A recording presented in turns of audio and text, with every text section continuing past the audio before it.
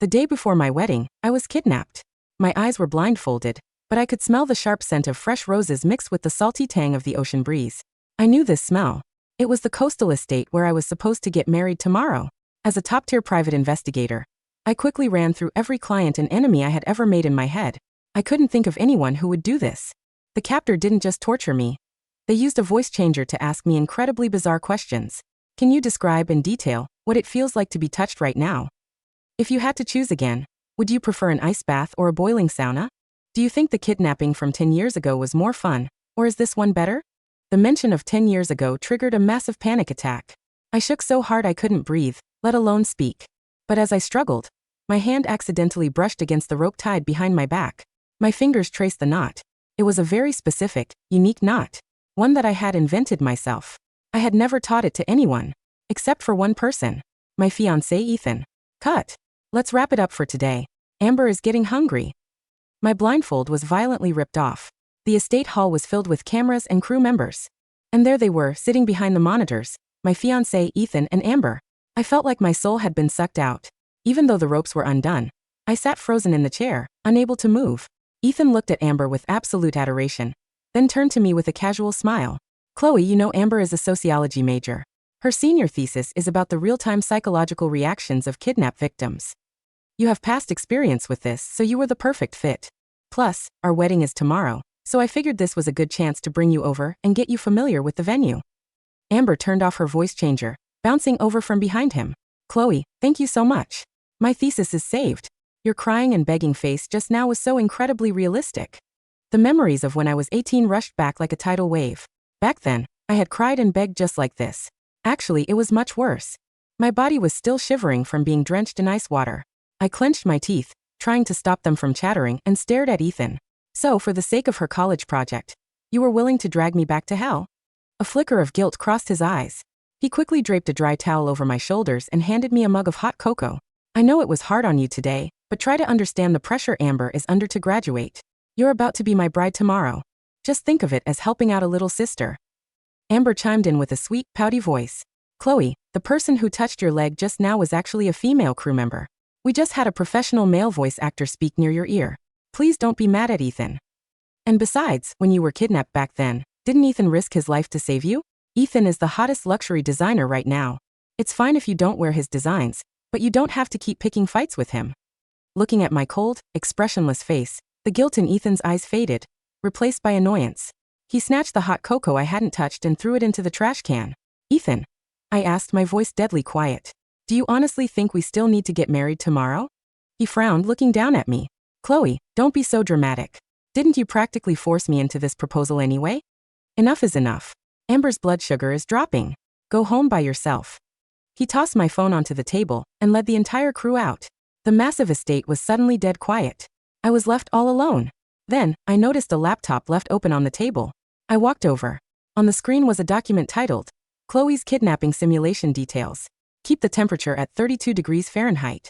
She is extremely sensitive to the cold. The voice actor's voice must be disgusting and raspy. That is her biggest trigger. Use a hand model with rough skin to touch her, to make it feel real. I stared at the screen for a long time. Tears finally spilled over my cheeks. 10 years ago, Ethan and I were 18. My father, Arthur, who was also a detective back then, had pissed off a dangerous man named Marcus. Marcus kidnapped me. I was missing for 3 days and 3 nights, and no one could find me. It was Ethan, who I knew from my part-time job, who found me. He had climbed over the wall into the freezer of an abandoned food factory. While waiting for rescue, he wrapped all of his clothes around me. It was below zero. His eyelashes were covered in frost. I was hallucinating, hearing Marcus's disgusting, raspy voice in my ears. Ethan gently sang to me. His teeth were chattering so hard he could barely get the words out. When Marcus returned, Ethan hid me. Ethan was whipped with a salt-water-drenched lash until his back was raw and bleeding, but he never gave up my location. The memory of the bloody wounds on Ethan's back slowly merged with the Chloe's kidnapping simulation details on the screen. Since we had survived life and death together, of course he knew exactly where to stab me to make me bleed the most. I picked up my phone from the floor and dialed a number. Dad, cancel the wedding tomorrow. The moment the words left my mouth, my phone died. Feeling utterly humiliated, I began the long walk back to the city. The long dress I was wearing had been shredded into a miniskirt by the kidnappers, and the neckline was ripped low. I suddenly remembered the dress. It was the one Ethan gave me the year he won his first major design award. Back then, he skyrocketed to fame with a bold, avant-garde little black dress. That exclusive dress, which countless girls dreamed of, was custom-made for me. But the moment I put it on, I couldn't stop thinking about the torn clothes Marcus had forced me to wear during those 3 days. So I had only worn it 3 times. I felt guilty for wasting his hard work, but he had smiled and told me, "If you don't like it, then it's not a good dress. I'll work harder to design something Chloe actually wants to wear." But now, every new seasonal piece he designed was worn by Amber before it even hit the runway. After walking for 3 hours, I finally made it back to my apartment complex. Suddenly, a heavy, greasy hand clapped down on my shoulder. I whipped around, cold with fear, and pushed his hand away. A heavy-set man smiled, revealing a row of yellow teeth. "How much for a night?" "What?" I asked. "How much? You're wearing that trashy, ripped dress. Who are you trying to play innocent for?" I didn't answer. I clutched my torn collar tightly and ran. The man yelled after me, "Bitch!" dressing like a whore and pretending to be pure. I ran up the stairs and pushed open my door. Ethan was there, wearing an apron, roasting the herb chicken I loved. He acted as if today's kidnapping had never happened. His tone was perfectly casual. "Go wash your hands. Dinner's ready." Looking at the beautiful spread of food, I felt a wave of nausea. People always said Ethan's hands were worth millions because they designed the most elegant dresses in the world. But nobody knew those same hands happily cooked for me at home. He set a bowl of soup in front of me. This was his way of apologizing. I brought the wedding dress back from the studio. I adjusted a few details. "Why don't you try it on later?" I turned my head to look at the gorgeous wedding dress hanging in the living room. He had designed it before he was even famous. Once a luxury brand offered him $3 million for the design. Ethan was broke back then, but he rejected the offer without a second thought. He had knelt before me with the sketch and said, "What are fame and fortune compared to you? Marrying you is my ultimate jackpot." When did we start to drift apart? It seemed to start when Amber joined his studio as a fit model. Ethan started forgetting my preferences. He began criticizing my conservative style. And he grew to despise my job as an investigator. The steam from the soup stung my eyes. Treating this as our final meal, I forced myself to finish the bowl. After dinner, Ethan drew a warm bath for me. I hesitated for a few minutes before finally putting on the wedding dress. The way he looked at me was still intense and passionate. But I knew he wasn't the same Ethan who had knelt on one knee and told me marrying me was his ultimate jackpot. He brought out a strawberry cake from behind his back. "Happy birthday, Chloe. And happy 10th anniversary." Under the candlelight, his eyes were mesmerizing. For a split second, I found myself wishing we could just start over. The next second, Amber's custom ringtone broke the silence. Ethan answered it right in front of me, his expression instantly changing to one of concern. I don't know what she said, but he hurriedly grabbed his car keys. The candles weren't even blown out yet, and wax began dripping onto the cake. It was a perfect metaphor for my life. Ethan said as he put on his shoes, "Amber's power went out, and she's terrified of the dark. I'll go over, change the light bulb, and come right back. Eat the cake without me." I calmly took off the gorgeous wedding dress and hung it back up, exactly where it had been. Then, I pulled out my suitcase and packed every single thing I owned. Just as I was zipping it shut, Ethan called. "Amber has a fever. I have to stay and take care of her. Tomorrow's wedding. Let's postpone it. Otherwise, Amber won't be able to make it." I didn't yell. I didn't scream. I just said, "Okay." There was a pause on the other line, sounding confused. "You're not mad this time?" I placed my house key on the coffee table. My voice was dead calm. "There's nothing to be mad about." He breathed a sigh of relief. "Great. Don't get upset if you see some videos online. I promise I'll give you an unforgettable wedding next month to make up for it." After we hung up, I went online and found the video he was talking about. It was the footage from the kidnapping. In the sauna, I was heat-stroked and vomiting bile. They tore my dress, while a voice actor whispered disgusting lines in my ear.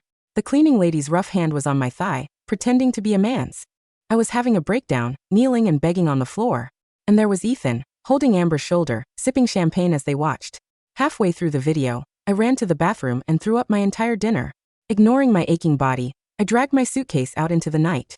I had just hailed a cab when a sharp, stabbing pain in my abdomen made the world spin.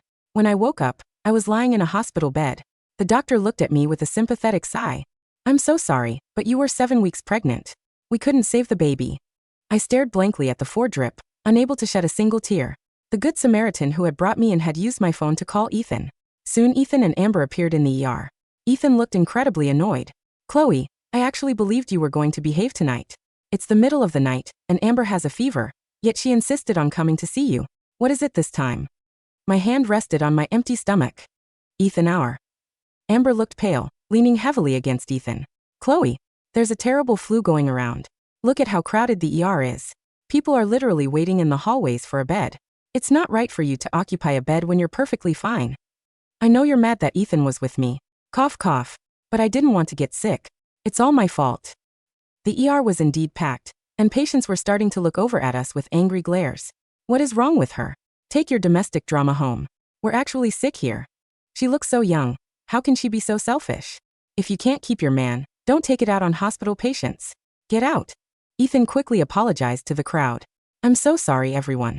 My fiancé is just being immature. I'll take her home right now and free up the bed. He grabbed my arm and ripped the 4 needles straight out of my skin.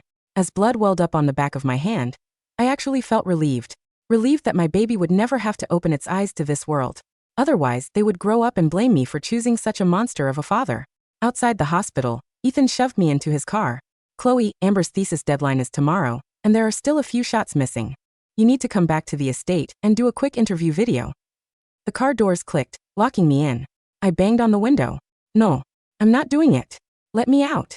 Amber wiped a tear. If Chloe doesn't want to, let's not force her. It's fine if I fail. The worst that happens is I don't graduate. Ethan unlocked the doors, his voice cold as ice. Fine, Chloe. You can leave. But don't expect me to introduce the heart surgeon for your grandmother anymore. The top heart specialist in the country was someone only Ethan's high society connections could reach. I let out a bitter laugh and stopped resisting. At the estate, the wedding decorations were halfway set up. The pearl satin drapes and the iris rose archway that I had once loved now felt like a sick joke. Ethan tied me to the chair again and turned on the camera. Amber walked up, a microphone in her hand. 10 years ago, when you were kidnapped, didn't you feel a tiny bit of excitement? A little thrill? That man only played with you for 3 days. Don't you think it's unfair that he had to go to prison for so many years? Maybe he just liked you too much and couldn't help himself. Why didn't you give him a chance? Amber's words sliced right into my deepest trauma. Ethan didn't seem to find anything wrong with her questions. He was busy slicing fresh fruit for her nearby. Suddenly his phone rang. After a quick call, he turned to Amber excitedly. Amber, I finally got a lead on my mother's case. I have to go check it out right now. I'll be back to pick you up soon. Ethan had always believed his mother was murdered by his father's business rivals, and he had been searching for the truth for years. But Arthur's agency had recently discovered the truth. Ethan's mother had committed suicide after years of horrific domestic abuse by Ethan's father. I was still trying to figure out how to break the news to him gently. Once Ethan left, Amber walked over and shut off the camera. She pulled on a pair of latex gloves and drew a surgical scalpel from her bag. You know how Ethan's mother really died, don't you? Too bad he doesn't. I told him that your detective father leaked his mother's location to her abusers. And the idiot actually believed me. Aha. So that was why Ethan's attitude toward me had completely flipped. A decade of love was completely destroyed by a single lie from a stranger. I stared at Amber's twisted, smiling face. Suddenly, her face overlapped with the face of the monster from 10 years ago. Amber. Every single pore on my body screamed in terror. You're Marcus's daughter. Amber slapped me hard across the face, her nails leaving bloody scratches on my cheek. Chloe, you put my father in prison for 10 years, and you're only realizing who I am now? Too slow. This year was the 10th year. At the other end of the estate hall, the heavy oak doors slowly creaked open. A set of heavy, dragging footsteps echoed through the room. The exact sound from my nightmares. I was tied to the chair, my pupils dilating in pure horror. I watched Marcus walk out of the shadows, step by step. He looked like a demon crawling out of hell, his face covered in scars and fat. He pinched my chin, his greasy breath hot on my face. Chloe, baby, it's been so long. You've grown up so beautiful. The terror of the past and the present crashed over me, shattering my sanity. I shut my eyes, praying that death would take me quickly. Amber handed the scalpel and a cheap, revealing dress to Marcus. Dad, I'll leave the rest to you. I'm going to call Ethan and make sure he doesn't come back here. Once Amber left, Marcus began unbuttoning his shirt. Chloe, look at this pretty dress I bought for you. Let's put it on, and then we can play. You have to be a good girl, just like before. So this is where you were going to get married? How exciting. Tomorrow, I'm going to hang you high from the ceiling in this dress, so your detective daddy can get a great view of his precious daughter. Ha ha ha. Marcus reached for my collar. I closed my eyes in absolute despair. The greasy touch of his hands on my skin made me want to die. Right when I was about to give up, the heavy doors of the estate were kicked open with a thunderous crash. Chloe. The oak door of the estate's grand hall didn't just swing open, it split down. The center seam, the heavy brass hinges tearing out of the mortised wood with a splintering shriek. Marcus didn't have time to look up. A flashbang grenade, thrown with the clinical precision of a tactical entry team, rolled across the polished parquet floor. The detonation was a white, blinding wall of light accompanied by a physical pressure wave that blew out the remaining stained glass panels of the side windows. Police. Nobody move. The tactical boots of 4 state troopers clicked rapidly on the floorboards as they fanned out, their rifles raised. Behind them, wearing a wet trench coat, his hair soaked with rain and his eyes dark with a heavy cold fury, walked my father, Arthur Vance. He didn't look like an old, retired detective. He looked like an executioner who had spent 10 years waiting for this exact docket. Marcus, his face white under the grease and scars, grabbed the surgical scalpel Amber had left on the table. He lunged toward my chair, his hand reaching for my throat to use me as a human shield, but he was too slow. Bang! The shot was single, dry, and incredibly loud in the cavernous hall. The high-velocity round hit Marcus's right shoulder, the impact spinning his massive frame 360 degrees before he crashed hard into the wedding archway. The drapes of pearl satin and the iris rose garlands collapsed over his body. Like a cheap shroud, the white petals instantly staining with a dark, sluggish stream of red. Securing the suspect, one of the troopers roared, his knee slamming into Marcus's neck as the handcuffs clicked shut with a cold, metallic ring. My father didn't look at Marcus. He ran to my chair, his fingers shaking violently as he pulled a pair of heavy wire cutters from his trench coat pocket. He cut the ropes around my wrists with 3 quick, desperate snips. "Chloe," he whispered, his voice cracking as he pulled me into his arms. The smell of his coat, wet wool, cheap tobacco, and the familiar lavender shaving soap of my childhood melted the icy, paralyzing dread that had locked my throat. "Chloe, baby, I'm sorry. I'm so sorry. I should have kept the security detail on you. I should have known he'd come back when the parole board cleared him." I didn't speak. I couldn't. My body was shivering so hard my teeth were clicking together, and as my head fell against his shoulder, I felt a warm, wet stickiness soaking through my dress. The hemorrhage from the miscarriage had returned, the physical strain of the abduction having ruptured the delicate microsutures the doctors had placed only hours before. "We need a medical unit inside now." My father screamed toward the door, his hand pressing against my lower abdomen, his face turning as white as the satin drapes on the floor. "She's hemorrhaging. Hurry up." As the paramedics rushed through the shattered doors with a gurney, the darkness of my past and present finally merged, carrying my consciousness away into a silent, freezing void. The recovery room of the Municipal General Hospital was quietest at 4 a.m. The only sound was the low, electric hum of the heating blanket wrapped around my shoulders and the rhythmic, clinical tick of the saline drip in my left hand. My father sat on the green vinyl chair in the corner of the room, his eyes bloodshot, his fingers slowly rotating a paper cup of cold coffee. When he saw me open my eyes, he stood up immediately, his joints cracking in the silent room. "The doctors stopped the bleeding, Chloe," he said softly, gently stroking my hair. "They said there's no permanent uterine damage. But you need to rest. You're not allowed to leave this bed for 3 days. Marcus," my voice was a dry, raspy whisper. In the prison ward on the 5th floor, my father's face went hard as iron. "He's survived the shoulder wound. The district attorney has already drafted the indictment. Kidnapping, attempted sexual assault, and carrying a concealed weapon during a felony. With his prior record, he's going away for 40 years. He'll die in that cell." "And Amber? She was arrested at her apartment 2 hours ago," my father said, pulling a manila folder from his briefcase. "She had a bag packed with $50,000 in cash, money drawn from Ethan's studio account yesterday morning. Our forensic team audited her devices. We found the digital trail, Chloe. She's been in contact with her father's old associates since she was 18. The sociology thesis was a sham. She used the fake identity to get into Ethan's studio because she knew he was the key to reaching you." He opened the folder and laid a document on my lap. It was the original case file of Ethan's mother's death, compiled by Arthur's agency 10 years ago. "I showed this to Ethan's father's legal team yesterday," my father said, his voice dropping into a register that made my chest tighten. "Eleanor Vance committed suicide in her bedroom after your father's logistics firm withdrew their security funding. I didn't leak her location to her abusers, Chloe. I was the one who filed the domestic protective order against her husband. But Eleanor's husband, Ethan's father, paid a corrupt court clerk to edit the database logs to shift the blame onto my agency so Ethan wouldn't sue him for wrongful death. And Ethan believed him," I murmured. "He wanted to believe his father was a victim," my father said, a faint cold pity in his eyes, because the alternative meant admitting his family was a lie. The door to the recovery room opened with a soft, clinical click. Ethan stood on the threshold. He had taken off his designer blazer, his white silk shirt wrinkled and stained. with gray soot from the estate's driveway. His hair, which always looked so immaculate in the fashion magazines, was flat, clinging to his temples with sweat. He looked 30 years older, his eyes hollowed out by a sudden crushing realization of what his choices had cost him. Chloe. His voice was a dry, rattling whisper. He took a hesitant, clumsy step toward my bed, his hands reaching out as if he could grab the edge of my blanket. Chloe, please. Just 5 minutes. Just 5 minutes, please. My father stood up slowly, his tall frame physically blocking Ethan from my view. Mr.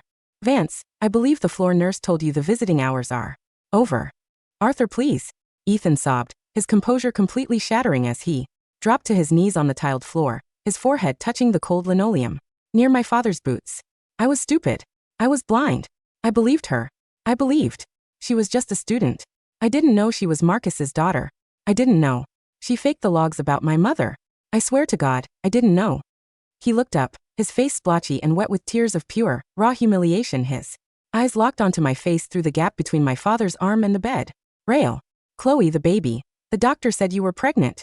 Why didn't you tell me? Why didn't you say anything? I looked at his face, the face of the boy who had once wrapped his only clothes around me in the freezer, the boy who had sung to me until his teeth chattered. But as I looked at him now, I felt no anger. I felt no urge to scream, to ask him why he had let Amber tear my dress, or why he had ripped the 4-line out of my arm in the ER. The heart that had once beat for him was finally, officially dead. The space he had occupied in my chest had turned to cold, dry ash. I didn't tell you, Ethan, I said, my voice carrying that same quiet, professional calm I used when I was closing a case file. Because my baby deserved a father who knew how to protect his family, not a coward who needed a sociology thesis to feel like a man. Chloe, please, he begged, his fingers clawing at the metal rails of my bed. I'll give up the studio. I'll sell the designs. I'll buy you any house you want. We can start over. Just don't look at me like I'm a stranger. You are a stranger, Mr. Vance, I said, turning my head away to look at the golden morning sun rising through the window. And I believe your client is waiting. The collapse of the house of Vance was systematic, quiet, and entirely devoid of the glamour they had spent a decade building. The video of the kidnapping simulation, including the raw footage of me kneeling on the floor, heat-stroked and vomiting, while Ethan and Amber drank champagne, was leaked onto the digital networks by my cousin Lucas 3 days after the arrest. The public didn't see an avant-garde, brilliant fashion icon. They saw a cruel, manipulative narcissist who faked his pregnant fiancé's trauma to please his mistress. By Monday morning, the shares of Vance Holdings had fallen 40% in pre-market trading. The luxury brands that had once offered millions for his seasonal collections released a collective statement claiming they had terminated all promotional partnerships with Ethan Vance, effective immediately, in light of recent revelations regarding personal conduct. I sat in my cozy, sunlit study in my new downtown apartment, a cup of hot chamomile tea in my hand, reviewing the final draft of my divorce agreement. The door opened, and my father walked in, carrying a box of fresh pastries. The lawyers finalized the asset separation this morning, Chloe, he said, setting the box on my desk. Ethan signed the relinquishment forms without a single dispute. The studio, the accounts, the estate, everything has been liquidated by the bankruptcy court to fund your grandmother's medical trust and your agency's relocation. And Ethan? I asked, taking a sip of the warm tea. He's living in a cheap rental room near the old harbor, my father said, his voice flat. Marcus said he tried to jump from the roof of his old studio yesterday afternoon, but the police got to him in time.